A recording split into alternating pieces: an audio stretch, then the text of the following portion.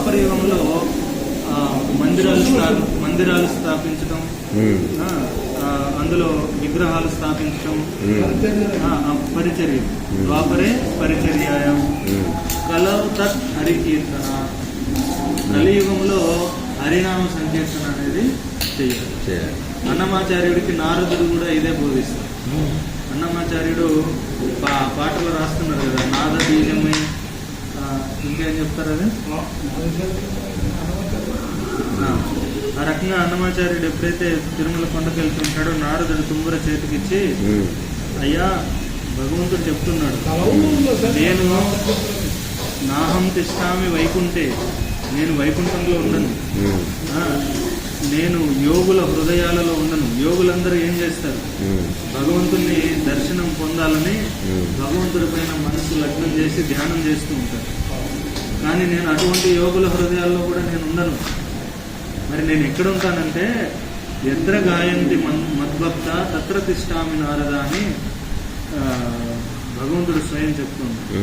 ఓ నారద, ఎక్కడైతే నా భక్తులు నా నామాన్ని కీర్తిస్తూ ఉంటారో అక్కడ నేను తిష్ట వేసుకుని ఉంటాను.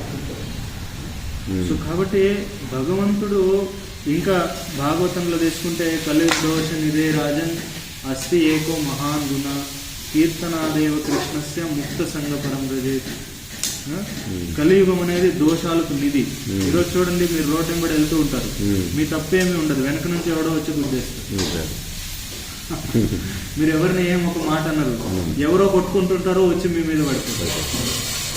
ఇట్లా మనం వద్దనుకున్నా కూడా, ఎట్లయితే అడవిలో ఎండాకాలంలో 2 వెదురులు రాసుకొని ఎవడో నిప్పు పెట్టకపోయినా కూడా అక్కడ నిప్పు వచ్చారు, అడవికి అడ్డుకుంటారు. అట్లా ఈ కలియుగంలో కష్టాలు అనేటివి లేదా దుఃఖాలు అనేటివి ఆ రకంగా మనం కోరకపోయినా వస్తూ ఉంటాయి.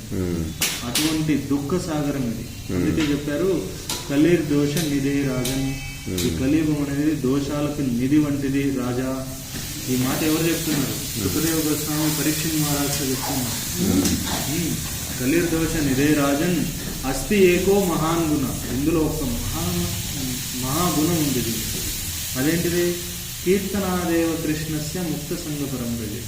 వాడు పెద్ద పెద్ద యజ్ఞయాగాలు చేయనవసరం లేదు, కొండలలో పోయి కూర్చొని తపస్సులు ఇవన్నీ ఆచరించిన అవసరం లేదు, తన పరివారాన్ని అన్ని వదిలిపెట్టిపోయి ఎక్కడో గుహల్లో కూర్చోవాల్సిన అవసరం లేదు, సంసారం ఇవన్నీ వదిలిపెట్టాల్సిన అవసరం లేదు.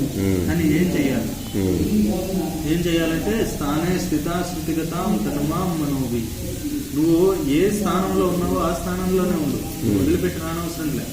వస్తే మంచిదే, రావాలని రూల్ ఏం లేదు. నువ్వు ఎక్కడున్నావో అక్కడే ఉండి తనుమాం మనోభి, తనువు, శరీరము, మనస్సు వీటన్నిటితో నన్ను స్మరించు, నన్ను సేవించు అని చెప్తున్నాడు.